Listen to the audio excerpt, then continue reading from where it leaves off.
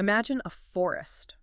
And I don't mean just a little patch of woods behind a neighborhood. I mean a vast, sprawling ecosystem spanning hundreds of miles across states, rivers, mountains. Right, like the massive, uninterrupted expanse. Exactly. Now imagine every single nut-bearing tree in that entire massive expanse suddenly deciding to drop its harvest at the exact same time. Which is crazy to even picture. It is not a week apart, not vaguely in the same season, the exact same synchronized window.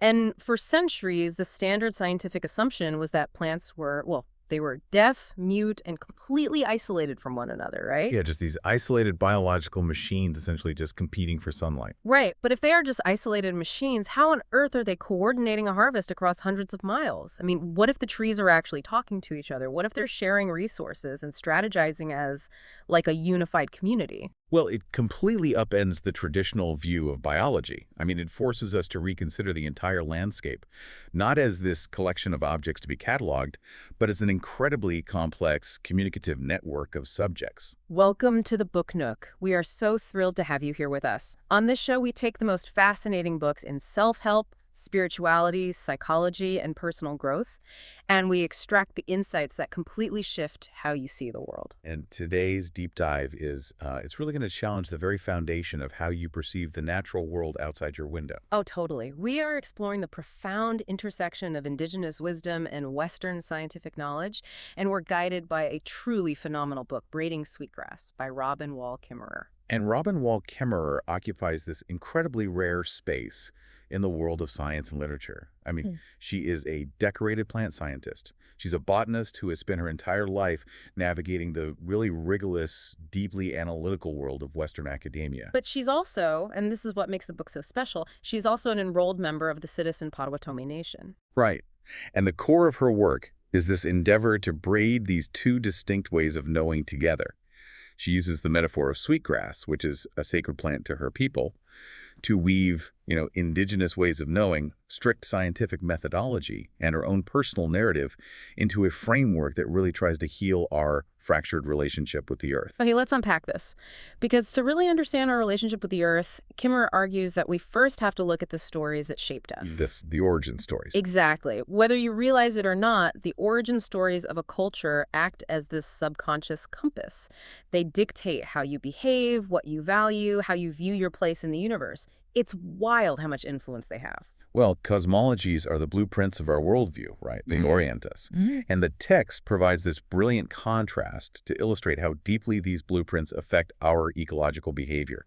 And it begins with the indigenous creation story of Sky Woman. And the imagery in this story is just breathtaking. So in the beginning, there was just the sky world, which is this place of light and beings. And below it was just a void of dark, endless water. Just water and darkness. Right. And one day, a woman, Sky Woman, falls through a hole in the sky world. She is tumbling through this column of light into the dark expanse below, but she isn't empty-handed. She brings something with her. Yeah, and she fell. She reached out and grabbed a handful of branches, fruits, and seeds from the tree of life in the sky world, and she's clutching this bundle tightly as she plummets. And, the reaction of the beings already living in the dark water below is where this story fundamentally diverges from Western cosmologies. Oh, absolutely. Because they don't see an alien invader. They see a fellow being in need of help. The animals look up and see her falling, and the text describes her turning like a maple seed in the light. And the geese immediately rise together. They fly in this tight formation to catch her on their interwoven wings to break her fall. It's just such a beautiful image of community right from the start. But obviously, a flock of geese can't carry a woman forever. No, they get tired eventually. Right. So they hover over the water and they call a great council of the animals. And a massive turtle floats up to the surface and offers his shell as a resting place. So they gently lower Sky Woman onto the turtle's back. So she is safe, but she needs land to plant the seeds she brought. So the water animals take it upon themselves to help her. They know there is mud at the very bottom of the deep water, so they take turns diving. And it's not easy. Not at all. The loon plunges down but comes up gasping. The otter tries, swimming deeper than anyone, but fails. The beaver tries and is nearly drowned. Finally, the little muskrat, who is, the weakest, least physically capable diver of them all, he volunteers. And the story notes that he has gone for a terrifyingly long time. The water is entirely still. Eventually, bubbles rise to the surface and the little muskrat's body floats up. He actually gave his life for this mission. Yeah, it's a profound sacrifice. It really is. But when the animals pull him out, they pry open his tightly clenched paw, and inside is this tiny, precious handful of mud. And the turtle offers to hold the mud on his back. Sky Woman takes that small dab of earth and begins to spread it with her hands. And she is so moved by the extraordinary gifts, the cooperation, and that ultimate sacrifice of the muskrat that she begins to sing in thanksgiving. She dances, right? Yeah, she dances on the back of the turtle, her feet caressing the earth, and as she dances, the land grows.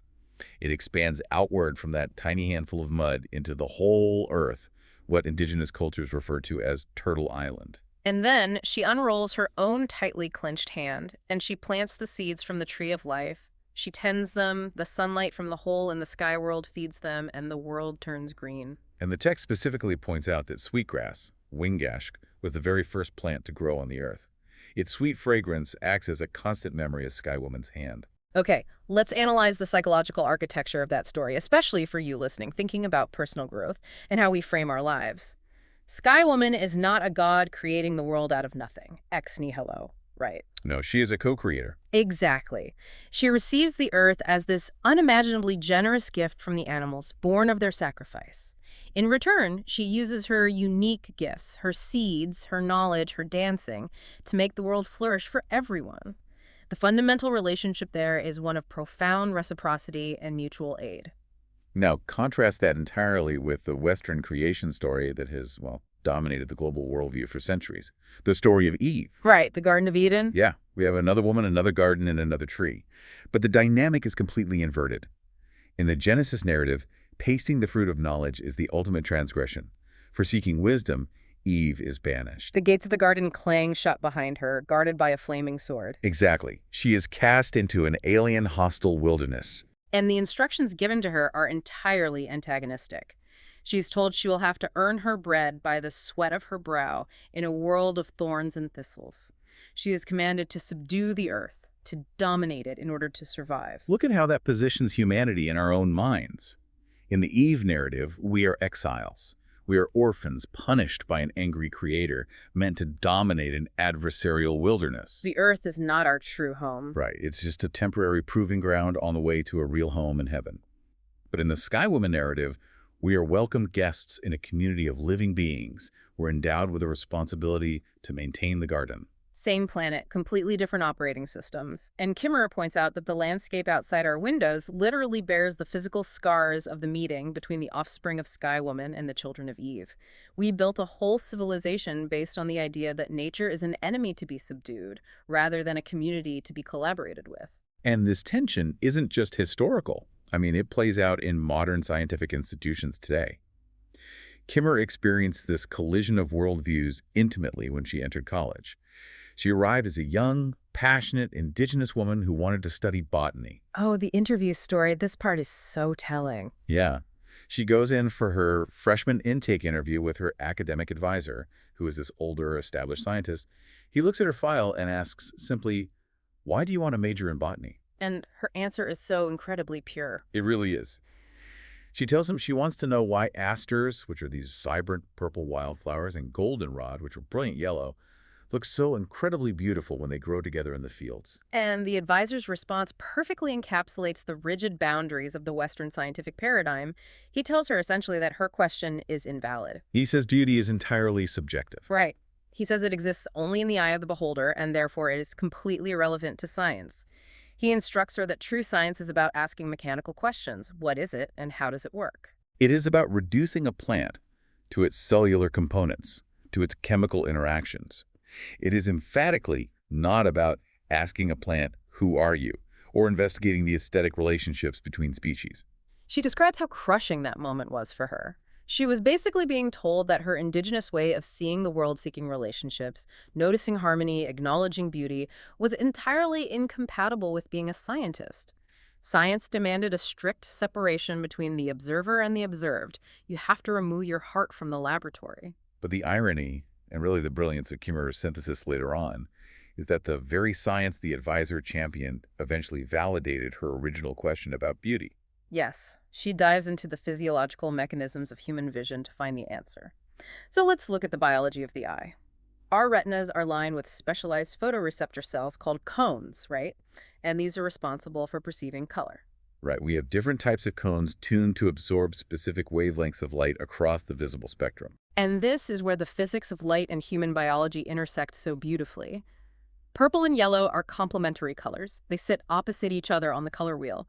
The human eye has cones that are optimally stimulated by yellow wavelengths and different cones stimulated by purple wavelengths. Because they are opposites, staring at a field of yellow goldenrod heavily stimulates and eventually fatigues the yellow perceiving cones in your retina. Right. When you then shift your gaze to the purple asters, the contrast is explosive. The opponent process theory of killer vision kicks in. Oh, that's what it's called. Yeah. The fatigue of the yellow receptors actually amplifies the perception of the purple wavelengths. The two colors dynamically enhance each other in our visual cortex.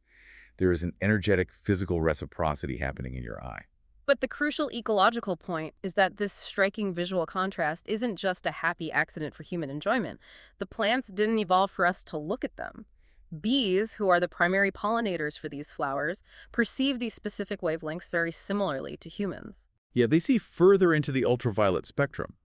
But the contrast between yellow and purple is a massive glowing beacon to a bee's compound eye. It's an evolutionary billboard. Exactly. Right. Because the striking contrast of purple and yellow growing side by side acts as such a powerful visual magnet, both the asters and the goldenrod receive significantly more pollinator visits when they grow together than if they were growing in separate isolated patches. So their beauty, their aesthetic harmony, is literally an evolutionary survival strategy. Yes. So the subjective experience of beauty and the objective mechanism of evolutionary biology are not mutually exclusive. They are the exact same phenomenon viewed through two different lenses. The science and the art, the matter and the spirit, they don't cancel each other out. As Kimmerer beautifully puts it, they are asters and goldenrod for each other. When you look through both lenses simultaneously, you achieve depth perception. You see the world more fully. But integrating these two lenses requires a fundamental shift in how we communicate. I mean, if we acknowledge the Earth as a living community rather than a warehouse of mechanical parts, the very language we use to describe reality has to change. This brings us to a concept in the text that completely broke my brain in the best possible way. The grammar of animacy.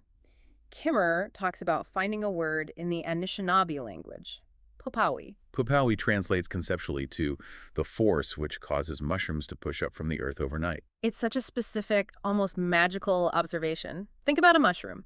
It has no hard structures, no bones, no tough cellulose like a tree, yet it can push its way through hard-packed soil and even through asphalt in a matter of hours. It's incredible strength. It is, and Western science can explain the mechanics of it.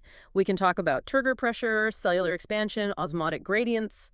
We have incredibly precise technical vocabulary for the cellular mechanics, but we don't have a word for the actual mysterious life force that drives that action. Western scientific language is unparalleled at dissecting the mechanics of life. It defines the boundaries of our empirical knowing, but it is sterile. It leaves the mystery of life itself completely unnamed. And this discrepancy isn't just a matter of missing vocabulary. It goes down to the deep syntactic structure of the languages themselves. Yeah, let's talk about English for a second. English is a profoundly noun-heavy language. Roughly 70% of English words are nouns. We are a culture obsessed with things, with objects, with defining boundaries and establishing private property. We label a tree, a rock, a river, and by labeling them as nouns, we essentially declare them to be static, dead objects. Potawatomi, by contrast, is an intricately verb-based language. 70% of its words are verbs. It is a language not of static objects, but of continuous processes, actions, and living relationships. Kimmerer shares this deeply relatable moment of total frustration when she's trying to learn her ancestral language. She's poring over a Potawatomi dictionary, and she finds the word wikwigama, which translates to be a bay. Like a bay of water. Right. And her Western-educated mind just hits a wall. She thinks, a bay is a noun. It's a geographic location.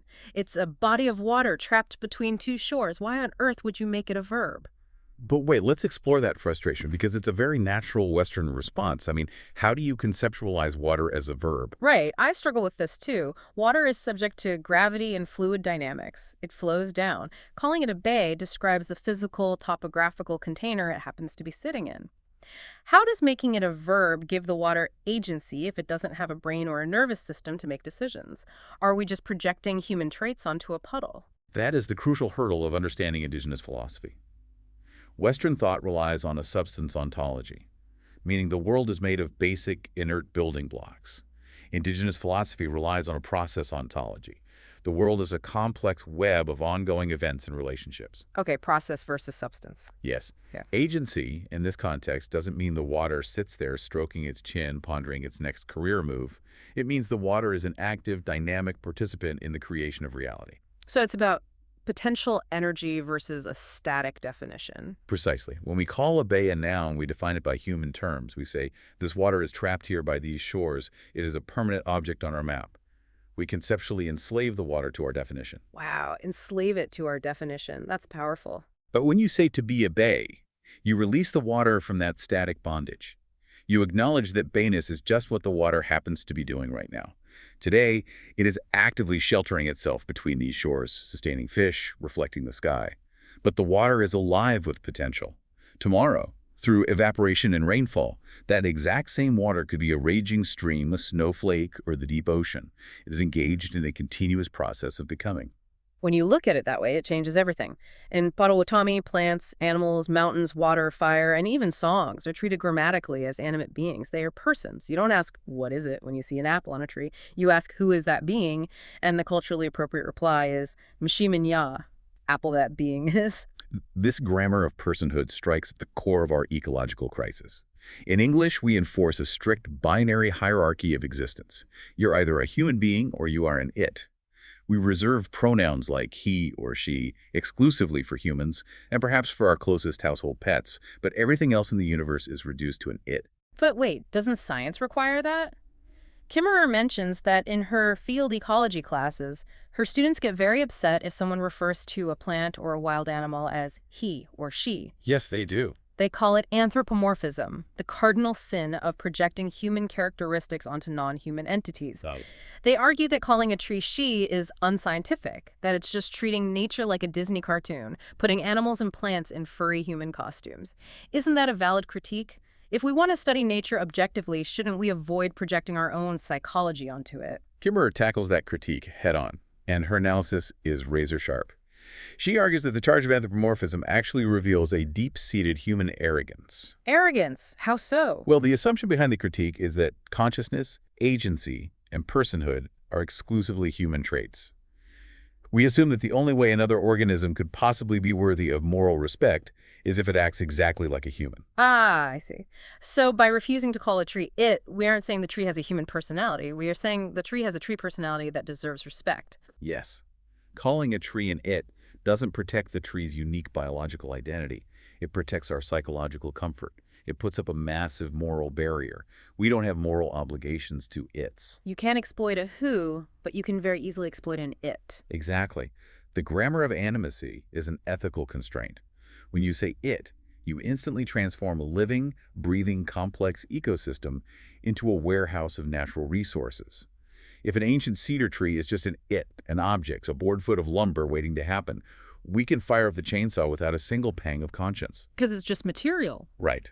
But if that cedar is a who, an ancient being that provides habitat and stabilizes the soil, we're forced to pause. We have to consider our relationship with that being and our responsibility to it. Which brings us to a massive paradigm shift. And for anyone listening who wants to reframe their own life, this is huge.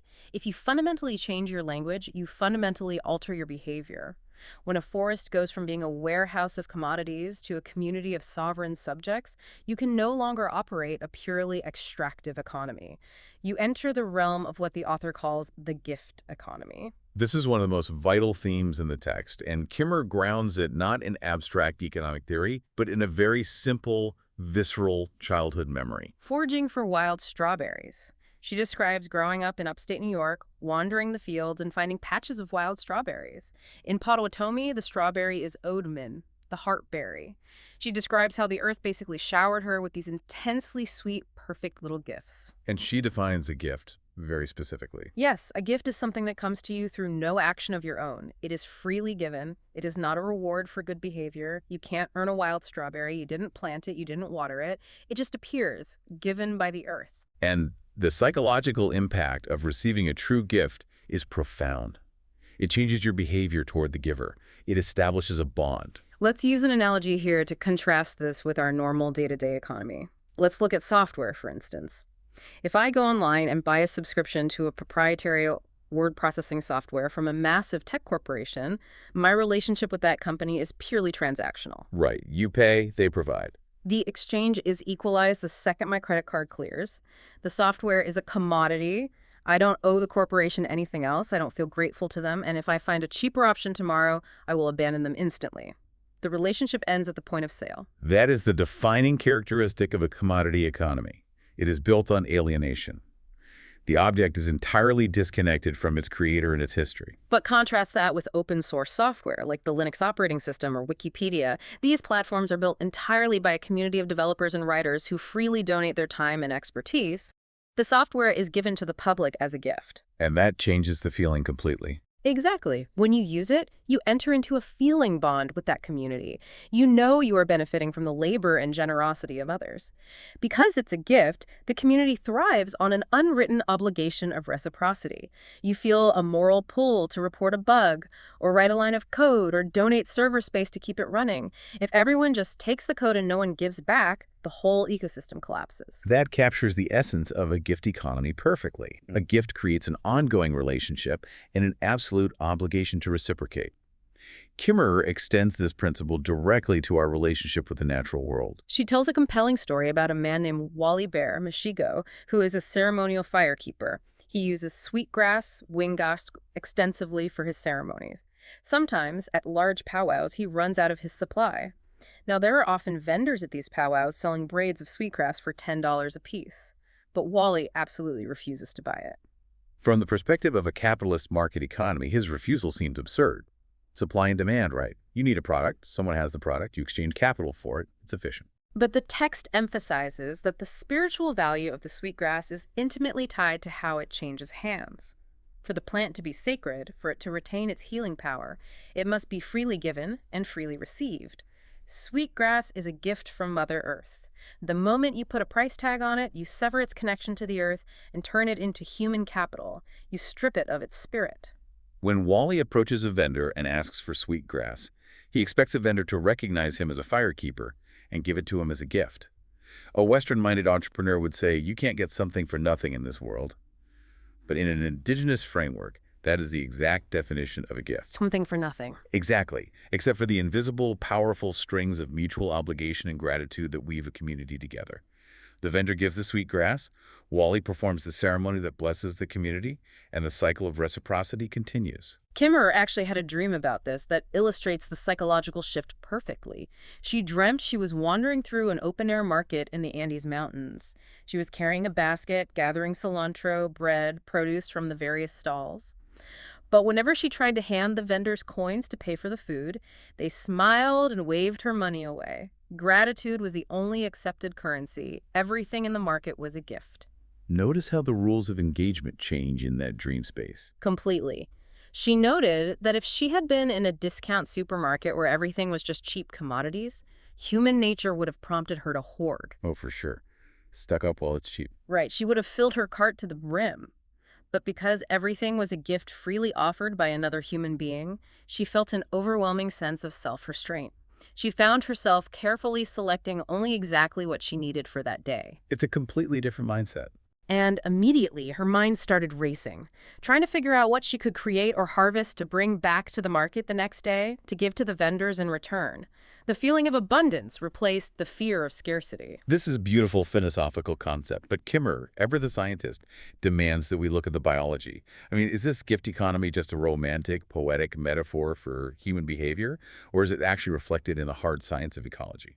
She draws in the work of scholar Lewis Hyde, who defines a gift economy as a system where wealth decreases if you hoard it and increases only when it is kept in motion, harmonizing with the natural biological process of increase. She asks a wonderfully blunt question. Did the wild strawberry plant stay up all night intentionally making a present just for me? From a strict mechanistic evolutionary standpoint, no. The plant is not experiencing human altruism. However, the plant has expended massive amounts of metabolic energy to assemble sugars, design seeds, synthesize fragrances, and produce bright red pigments. Why? because doing so dramatically increases its evolutionary fitness. The berry is a biological bet on a mutual relationship. The plant offers a high-calorie gift. A bird, a bear, or a human receives that gift. In exchange for the calories, the animal unknowingly acts as a courier, carrying the seeds miles away and depositing them in a package of built-in fertilizer. The relationship of gratitude and reciprocity literally drives the evolution of the ecosystem. A human culture that views the berry as a gift will tend the soil, protect the habitat, and ensure the plant thrives so the gifts continue. But a culture that views it as a commodity. Right, a culture that views the berry as a mere commodity to be extracted will pave over the patch for a parking lot. The stories we tell ourselves have direct, physical, adaptive consequences for the survival of both our species and the ecosystem. And this brings us to some of the most mind-blowing science in the entire text. It's not just humans interacting with plants in a gift economy, it's plants interacting with each other. The science of reciprocity is actively playing out right now beneath our feet. Let's delve into the Council of Pecans.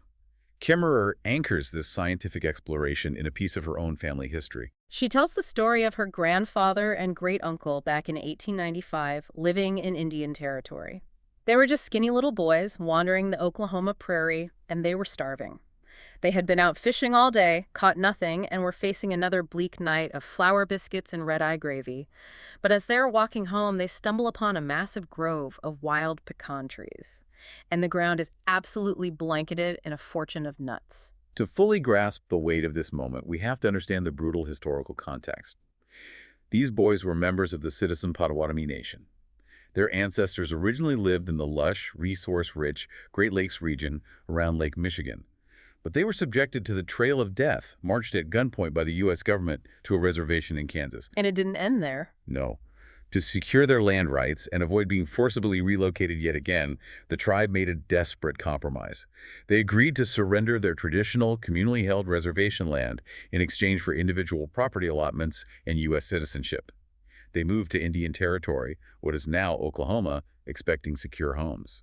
But that wasn't what happened. Instead, the U.S. government opened the territory to white settlers, and most of the Potawatomi land allotments were systematically swindled away or legally snapped up. So by 1895, these people had lost their ancestral homelands, they had lost their traditional foodways, they had been forced into a system of private property that was entirely foreign to them, and they were literally struggling to survive the winter. And in the middle of that profound cultural and physical starvation, the pecan trees offer a lifeline. The boys stuff their pant legs full of pecans, tying the ankles with twine, waddling home with pounds of life-saving protein and fat. The trees saved them. But the story of the pecans presents a fascinating biological mystery. The scientific phenomenon at play here is called massed fruiting.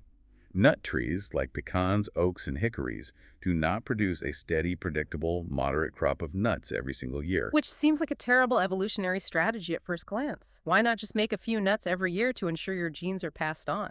Because if a grove of trees produced a small, reliable amount of nuts every year, the local predator population, the squirrels, the birds, the deer, would perfectly adapt to that food source. The squirrel population would grow to exactly match the food supply, and they would eat every single nut before it ever had a chance to germinate and grow into a tree. The trees would eventually go extinct. So the trees have to outsmart the squirrels. Precisely. They use an evolutionary strategy called the predator satiation hypothesis. For years, the trees will produce almost nothing. Instead, they bank all their solar energy, storing massive amounts of carbohydrates as starch in their root systems.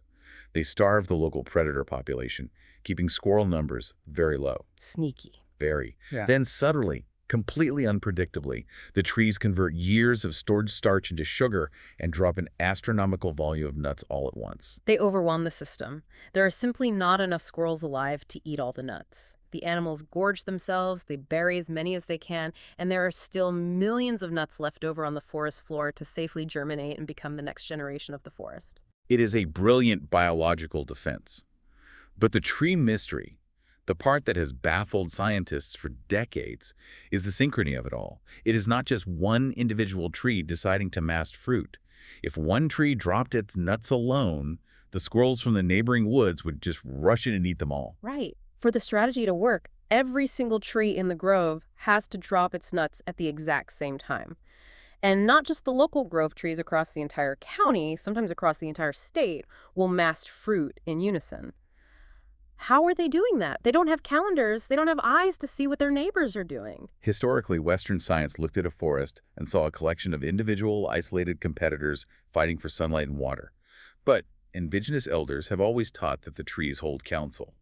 They have always said that the trees communicate with one another. And now, the cutting-edge science is catching up and proving the elders right. The text highlights two primary mechanisms of tree communication. The first happens through the air. Airborne chemical signaling. When a tree is attacked by a pest, say a swarm of gypsy moths or bark beetles, it doesn't just suffer in silence. It synthesizes and releases specific volatile organic compounds, pheromones, into the air. It is literally broadcasting a chemical distress signal on the wind. And the trees downwind catch that scent. They have receptors that detect the pheromones, and even though they haven't been touched by a single bug yet, they immediately start manufacturing defensive chemicals like tannins that make their leaves bitter and indigestible to prepare for the incoming attack. They defend each other. That is the above-ground network. But the below-ground network is even more complex. The soil of a healthy forest is laced with mycorrhizal networks. These are vast microscopic webs of fungal threads called hyphae that physically wrap around and penetrate the root systems of the trees. The wood wide web. I love that phrase. Exactly, it's a mutualistic symbiosis. The fungi are incredibly efficient at foraging for water and essential minerals like phosphorus and nitrogen in the soil, which they trade to the tree. In exchange, the tree uses photosynthesis to create liquid sugar, which it feeds back to the fungi. But the fungi don't just connect to one tree, right? A single fungal network can connect an entire forest, linking the roots of hundreds of trees together. Kimmerer describes this as an underground Robin Hood system. The fungal network monitors the resource levels of all the trees it connects. If one tree is towering in the canopy, soaking up tons of sun and producing excess sugar, the fungi will actually siphon off that surplus carbon and redistribute it through the network to a young, struggling sapling stuck in the deep shade. That is so incredibly cool. The fungal network essentially acts as an equalizer, ensuring the health of the entire community. So when it comes time for mass fruiting, the trees aren't acting independently. They're using this vast underground internet to chemically signal each other and physically redistribute carbohydrates so that every tree, regardless of its size or access to sunlight, arrives at the exact same carbon surplus at the exact same time. They operate as a single, unified organism. As Kimmerer writes, through unity, survival, all flourishing is mutual. All flourishing is mutual. I mean, that is the biological embodiment of the gift economy right there. And realizing that the natural world operates on mutual aid and communication forces us to reevaluate humanity's role within that system. Are we just parasites, or do we have a constructive role to play? This brings us to a pivotal experiment detailed in the text concerning the teachings of Sweetgrass, or Michiko's Kenomagwin. This experiment is such a perfect clash of worldviews. Kimmerer is working with traditional indigenous basket makers, the women who harvest sweetgrass. And these elders operate by a strict traditional rule. Never take more than half. You take some for yourself, and you leave some for the plant to regenerate. The elders teach that if you harvest a plant respectfully, the plant will flourish. But if you ignore it, if you stop interacting with it entirely, the plant will actually die off and go away. Which sounds counterintuitive to how we normally think about conservation. It does. But the basket makers had observed this happening in real time. In areas where they were blocked from harvesting due to property lines or government regulations, the sweetgrass patches were choking themselves out and disappearing. So Kimmerer decides to test this traditional ecological knowledge using the rigorous tools of Western science. She partners with a graduate student named Lori. They set up an extensive field study with multiple plots of wild sweetgrass. In one set of plots, Lori mimics the traditional indigenous harvest. She carefully pinches and pulls 50% of the grass stems. In the control plots, she strictly follows the presumed Western ideal of conservation. She leaves the grass completely untouched and unharvested. But the reaction of the academic establishment to this experiment is incredibly telling. When Lori presents her thesis proposal to her graduate committee, they are openly dismissive. The dean actually scoffs at her. He looks at her proposal and says, anyone knows that harvesting a plant will damage the population. You're wasting your time. And frankly, I don't find this whole traditional knowledge thing very convincing. That reaction stems from a deeply ingrained bias in Western conservation science. The underlying assumption is that human beings are fundamentally a plague upon the earth, The assumption is that any interaction we have with an ecosystem is inherently destructive, Yeah. and therefore the only way to protect nature is to build a fence around it, kick the humans out, and leave it completely untouched. It's the Eve in the wilderness mindset again. We view ourselves as toxic exiles. But the results of Laurie's multi-year experiment completely shattered that assumption. The data was irrefutable. The control plots, the ones that were completely fenced off and ignored, lost vigor. The sweetgrass stems thinned out, dead material choked the soil, and the patches declined rapidly. But the harvested plots, the ones where Laurie took 50% of the grass using traditional methods, they exploded with growth. They grew back significantly denser, healthier, and more robust than before. The traditional knowledge of the elders was 100% scientifically accurate. The sweetgrass literally needed to be harvested to survive. When Lori presented these final findings to her committee, the scientists were stunned, and they immediately demanded to know the mechanism. I mean, how is it physically possible that a plant benefits from having half its biomass removed? Laurie explained the biology of compensatory growth. When you harvest the sweetgrass, you remove the dense canopy of older leaves, which instantly allows sunlight to penetrate down to the base of the younger shoots. Furthermore, sweetgrass spreads through underground stems called rhizomes. When a harvester gently tugs on a stalk of sweetgrass, it creates a micro-tear in the rhizome underground. That physical disturbance, that slight damage, actually stimulates dormant buds along the stem to activate and sprout new, fresh shoots to fill the gap. It is a textbook example of disturbance ecology. It is very similar to how the vast prairies of the American Midwest evolved alongside herds of millions of grazing bison. When the bison herd grazes a patch of grass to the ground, their saliva and the physical trauma of being eaten actually stimulate the grass's root systems to grow deeper and faster. The ecosystem requires the animal interaction to function. The implications of this are staggering for personal growth. Humans are not an inherently toxic presence. We are a vital, active participant in the sweetgrass ecosystem. When we act with respect and reciprocity, we aren't destroying nature. We are actively helping it flourish. We have a specific role to play. That realization is profoundly empowering, but it also carries a massive weight of responsibility. If we are meant to be active participants in the ecosystem, how do we do so ethically? If taking from the earth is necessary for our survival, how do we harvest honorably? To answer that, the text points us toward a masterpiece of indigenous agricultural engineering, the three sisters: corn, beans, and squash. These three plants are fully domesticated. Unlike wild sweetgrass, they cannot survive in the wild without human intervention. They rely entirely on humans to clear the soil, plant the seeds, and tend the garden. In return, they provide a complete sustaining diet for the humans. It is an obligate symbiosis. But the true genius of the three sisters lies not just in the plants themselves, but in how they are grown together. The mechanics of this ancient polyculture are a marvel of biological synergy. Let's break down exactly how it works. In the spring, you prepare a mound of soil. First, you plant the older sister, the corn. Corn is a remarkable plant. It utilizes C4 photosynthesis, which makes it incredibly efficient at turning intense summer sunshine into rapid vertical growth and dense starch. It grows tall and straight, establishing a strong physical scaffold. Once the corn is a few inches tall, you plant the middle sister, the bean. The bean is a climbing vine. It doesn't have the structural integrity to stand up on its own, so it reaches out and twines itself around the sturdy stalk of the corn, using her older sister for physical support to reach the sunlight. But the bean isn't just a freeloader. While it's climbing the corn above ground, it is performing a microscopic miracle beneath the soil. Beans belong to a family of plants called legumes, which have the unique ability to take atmospheric nitrogen gas and convert it into a solid, usable form of fertilizer in the soil. Nitrogen is the most limiting nutrient for plant growth, and corn requires massive amounts of it. But the beans can't do this alone. This is my absolute favorite part of the science in the book. The bean has to negotiate a highly complex geopolitical trade deal with a specific type of soil bacteria called rhizobium. The mechanism of this symbiosis is fascinating. Nitrogen gas is incredibly stable. Breaking its chemical bonds requires a massive amount of energy and a specific enzyme called nitrogenase, which the bacteria possess. However, nitrogenase is instantly destroyed by the presence of oxygen. So the bacteria need an oxygen-free environment to do their work, which is very hard to find in healthy soil. So the bean plant root actually sends out chemical signals, flavonoids, into the soil to attract the rhizobium. When the bacteria arrive, the root hair literally curls around them and invites them inside. The plant then builds a specialized oxygen-free bunker on its root, a root nodule, to safely house the bacteria. And to ensure the bunker remains entirely oxygen-free, the plant manufactures a compound called a chemoglobin, which is chemically very similar to the hemoglobin in human blood, to bind and remove any stray oxygen molecules. It's incredible.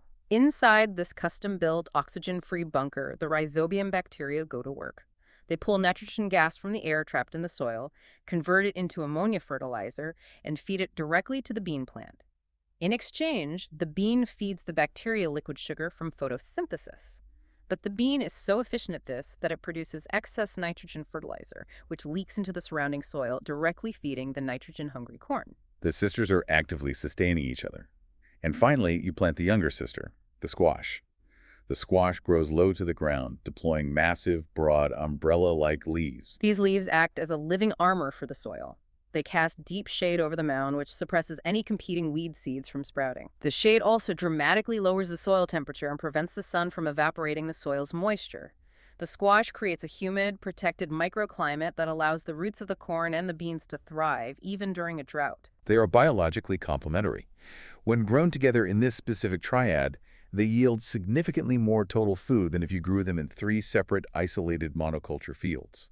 And nutritionally, they form a perfect triad. The corn provides complex carbohydrates, the beans provide essential proteins and amino acids that the corn lacks, and the squash provides vital vitamins and oils. Together, they form a complete diet capable of sustaining human civilization. Kimmerer uses this agricultural triumph as a powerful metaphor for how we should approach knowledge itself.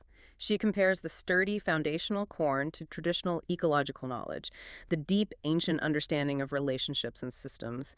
The bean, the curious probing vine that generates vital new nutrients, represents Western scientific inquiry. And the squash, the broad leaves that protect the soil and create a safe environment, represents the ethical, moral framework. The metaphor suggests that we cannot rely on an intellectual monoculture.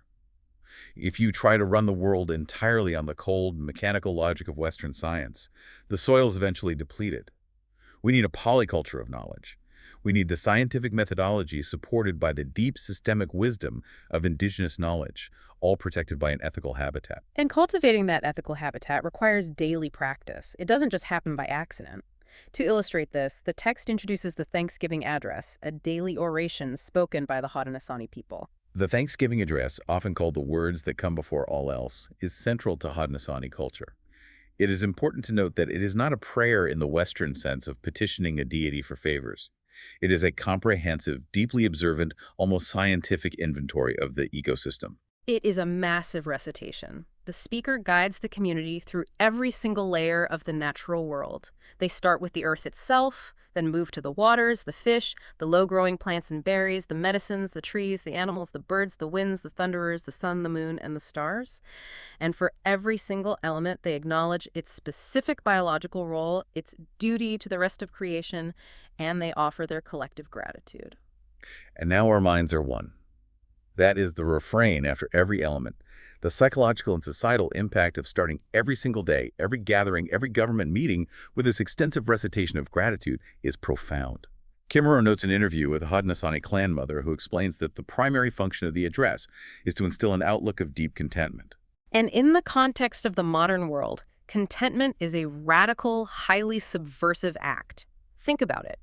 Our entire modern hyper-capitalist consumer economy is precision engineered to manufacture discontent. Advertising exists to make you feel inadequate, to convince you that your life is lacking, so that you will go out and buy a commodity to fill the void. The economy demands artificial scarcity. But the Thanksgiving address neutralizes that entirely. It replaces the manufactured feeling of scarcity with the radical, unshakable proposition that you already possess incredible wealth. When you spend 30 minutes every morning vividly recalling that the earth provides fresh water, abundant food, sunlight, and a functioning ecosystem, the desire to consume more than you need begins to evaporate. Gratitude is the ultimate antidote to consumerism. Because if we abandon gratitude, if we forget our obligations to the gift economy and start viewing the world purely as a resource to be endlessly consumed, we invite disaster. And the Indigenous worldview has a very specific, terrifying name for this ultimate failure of reciprocity. The Wendigo. The Wendigo is not just a spooky campfire story. It is a legendary monster of the Anishinaabe people. born out of the freezing, starving depths of the brutal northern winters. It is described as a towering skeletal creature made of ice and frost. It reeks of rotting meat. Its lips are chewed off from its own ravenous hunger, and it is driven by an insatiable, horrifying craving for human flesh. But the defining pathological curse of the Wendigo is the mechanics of its hunger. Unlike any natural biological organism, eating does not satisfy the Wendigo. Every time it consumes a victim, it grows larger in proportion to the meal it just ate, meaning its stomach remains eternally empty. The more it eats, the hungrier it gets. Eating only fuels the craving for more. Kimmerer analyzes this myth through the lens of modern systems science, describing the Wendigo as the ultimate embodiment of a positive feedback loop. Let's define that term. In systems science, a positive feedback loop is a destabilizing mechanism where a change in a given state promotes further change in the exact same direction. Think of a microphone placed too close to a speaker. A small sound is amplified, the speaker broadcasts it, the mic picks it up again, and it rapidly escalates into a deafening screech. Wendigo hunger causes increased consumption, which generates even greater hunger, leading to exponentially greater consumption. It is uncontrolled, runaway growth, leading inevitably to the collapse of the system. Contrast that with the biological reality of actual starvation. If a normal mammal is starving in the winter, its biology institutes a negative feedback loop. The metabolism slows down, the animal becomes lethargic, and it conserves energy to survive. The Wendigo does the opposite. It represents the psychological pathology of infinite greed. And we can see this Wendigo pathology clearly manifested in the modern world. When a billionaire accumulates more wealth than 1,000 generations could ever spend, yet continues to aggressively exploit workers and destroy habitats just to watch the number in their bank account grow, that is Wendigo sickness. When a corporation clear-cuts an ancient, irreplaceable rainforest to achieve a fractional increase in quarterly profits, knowing it will devastate the climate, that is the Wendigo. It is the delusion of infinite consumption on a finite planet. The myth of the Wendigo is essentially a powerful cultural vaccine. It is a cautionary teaching designed to build self-discipline within the community, warning against the germ of greed and selfishness that exists inside every human being. So, how do we cure the Wendigo sickness? How do we build a society that values balance over infinite growth? The text points us toward another ancient narrative to find the answer: the Mayan creation story from the Popol Vuh. This narrative details the gods' repeated, frustrating attempts to create human beings who would be articulate, respectful, and above all, capable of gratitude. Their first attempt was to sculpt humans out of mud. But the mud people were clumsy, soft, and lacked the structural integrity to survive. The first rainstorm came, and they simply melted back into the earth. So the gods try again. This time, they carve humans out of wood. The wood people were incredibly capable. They were physically strong, they multiplied quickly, they invented sophisticated tools, and they rapidly populated the entire world. They sound exactly like modern industrial humanity. But they had a fatal flaw. Their wooden hearts were hard. They lacked compassion, and they felt absolutely no gratitude for the gifts of the earth. They abused the plants, they abused the animals, and they took everything for granted. Because of this arrogance, the rest of creation rebelled against them. The animals, the trees, and even the wooden tools the humans had invented rose up and destroyed the people of wood. For their third attempt, the gods decide to make humans out of pure light. These beings were breathtakingly beautiful and possessed immense intellectual brilliance. But their brilliance led to supreme arrogance. They believed their intelligence made them the equals of the gods. They thought they knew everything and could control the universe. Because they lacked humility and reverence, the gods destroyed the people of light as well. Finally, the gods hit upon the right formula. They gathered yellow and white cornmeal, mixed it with water, and formed human beings, the people of corn. And these humans were finally balanced. They had the physical capability to survive. They possessed the language for stories and prayers. Their hearts were filled with deep compassion. And most importantly, they possessed the wisdom to be profoundly grateful for the ecosystem that sustained them. Why corn? Why is corn the magical ingredient that finally creates a successful, balanced human being? Because, as we discussed with the three sisters, corn maze is a plant that exists entirely in a state of reciprocal relationship. Wild teosinte was bred by indigenous farmers over thousands of years into the corn we know today. Corn cannot seed itself. It requires human hands to strip the husk and plant the kernels. It cannot exist without humanity. And humanity, in turn, relies on the high caloric yield of the corn to build their civilizations. It's that obligate symbiosis. The people of corn survive because their very biological existence is deeply, permanently entwined in a mutual relationship of care and reciprocity with the natural world. They understand that their survival is dependent on the survival of the plants. Which brings us back to the core question. What does this mean for us today? How do we integrate this ancient wisdom into our modern, scientifically driven lives? Kimmerer answers this by distilling the entire concept of reciprocity into an absolutely stunning chemical poem. It ties everything we've talked about together. She looks at the foundational chemical equation of life on Earth, photosynthesis. Photosynthesis is the miraculous process where plants take inanimate matter, carbon dioxide from the air, water from the soil, and photons of light from the sun, and use them to synthesize sugar molecules and release oxygen. They literally weave sunlight, water, and breath into solid food and breathable air. And what happens when you reverse that exact chemical equation? You get the process of respiration, the process that powers human and animal life. We consume the sugar created by the plants, we breathe in the oxygen they exhaled, and our cellular mitochondria burn those elements to give us energy. In the process, our bodies break them back down into carbon dioxide and water vapor, which we exhale back out into the world. The exhaust of our biology is the vital fuel for the plant's biology. The breath of the plants gives life to the animals, and the breath of the animals gives life to the plants. My breath is your breath is mine. We are locked in a continuous, chemical, inescapable cycle of mutual exchange. The hard science of our cellular biology proves that we are literally hardwired for a gift economy. To synthesize everything we've explored in this deep dive, the central mandate of the text is clear. We must undergo a fundamental shift in our worldview. We must evolve past the Wendigo mentality that views the earth purely as a warehouse of dead commodities to be exploited for infinite economic growth. We need to embrace the reality of the gift economy, recognizing the earth as a deeply interconnected community of sovereign subjects. We don't have to abandon science to do this. We must integrate the rigorous analytical power of Western scientific observation with the ethical, spiritual, and relational framework of Indigenous wisdom. We need the mechanical understanding of how the world works and the philosophical wisdom of why it matters. We need both the asters and the goldenrod. We need the microscope to see the cells and the gratitude to honor the life within them. And that leads to a deeply provocative final thought from the text to leave you with. Indigenous elders teach that in the community of creation, every single being has been given a specific, unique gift, and that gift is fundamentally tied to their responsibility to the whole. The birds were given the extraordinary gift of song, so it is their responsibility to greet the dawn and fill the forest with music. The water was given the gift of dissolving minerals and sustaining life, so it is its duty to flow, to cleanse, and to nourish the roots of the plants.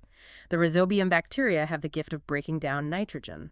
So the inevitable question arises, what is the unique gift of human beings? If we don't have the wings of an eagle, or the nitrogen-fixing roots of a bean plant, or the photosynthetic prowess of an oak tree, what is our specific role in the ecosystem? What do we bring to the council? Kimmerer suggests that our uniquely human gifts are our capacities for complex language, our ability to create art, our capacity for deep gratitude, and our power of scientific inquiry.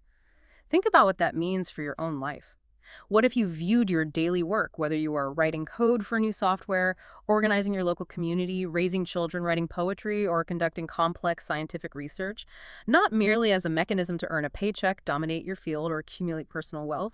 What if you viewed your talents as your specific, uniquely human gift, a gift that you are morally obligated to freely give back to the earth and your community in an unending, joyful cycle of reciprocity? It changes the entire context of human ambition. It asks us to stop acting like the people of wood, hoarding resources and engineering our own destruction, and to step into our true role as the people of corn. I want to thank you so much for joining us on this incredible deep dive into the source material today. The ideas we've explored challenge the foundation of how we interact with reality itself. The way you look at the world outside your window matters immensely. Are you seeing a collection of its waiting to be used, or are you seeing a community of whos waiting to be known? The next time you find yourself looking through a microscope, or staring at a spreadsheet, or just looking out your kitchen window at a patch of weeds in the sidewalk, remember that the landscape isn't just a static object waiting to be labeled and categorized. It's alive. It's looking back at you, waiting to see what gifts you brought to the relationship. Please be sure to subscribe to the Book Nook so you never miss an episode. We are always exploring new ways to grow, to heal, and to rethink our place in the world. And we want to hear from you. Drop a comment below and tell us which book you'd like us to explore next. We read every single one.